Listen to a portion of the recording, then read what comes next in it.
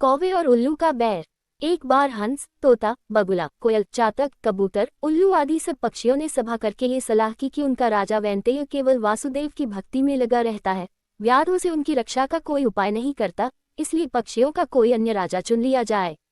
कई दिनों की बैठक के बाद सबने एक सम्मति से सर्वाधिक सुंदर उल्लू को राजा चुना।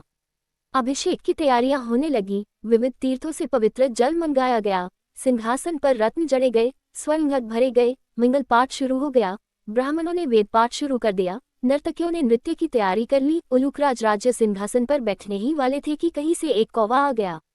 कौवे ने सोचा, ये समारोह कैसा, यह उत्सव किस लिए? पक्षियों ने भी कौवे को देखा तो आश्चर्य में पड़ गए। उसे तो किसी ने बुलाया ही नहीं था, फिर भी उन्होंने सुन रखा था कि कौवा सबसे चतुर कूट राजनीतिज्ञ पक्षी है, इसलिए उससे मंत्रणा करने के लिए सब पक्षी उसके चारों ओर इकट्ठे हो गए। उलूकराज के राज्याभिषेक की बात सुनकर कौवे ने हंसते हुए कहा, ये चुनाव ठीक नहीं हुआ। मोर, हंस, कोयल, सारस, चक्रवाक, शुक आदि सुंदर पक्षियों के रहते दीवान उल्लू और टेढ़ी नाक वाले अप्रियदर्शी पक्षी को राजा बनाना उचित नहीं है। वह स्वभाव से ही रौद्र है और कटुभाषी है। फिर अभी तो वैंतेय राजा बैठा है, एक राजा के रहते दूसरे को राज्यासन देना विनाशक है।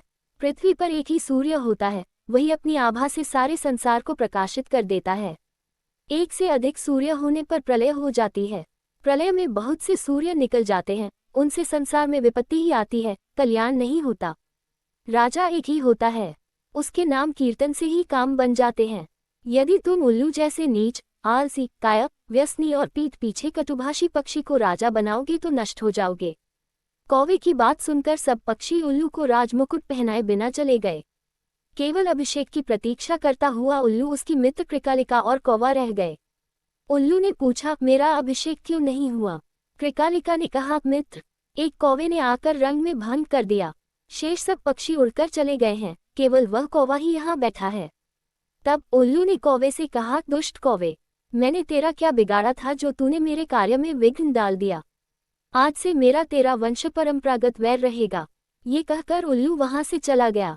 कौवा बहुत चिंतित हुआ वहीं बैठा रहा। उसने सोचा, मैंने अकारण ही उल्लू से वैर मोल ले लिया।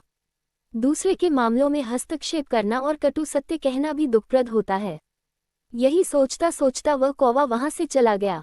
तभी से कौओं और उल्लुओं में स्वाभाविक वैर चला आता है।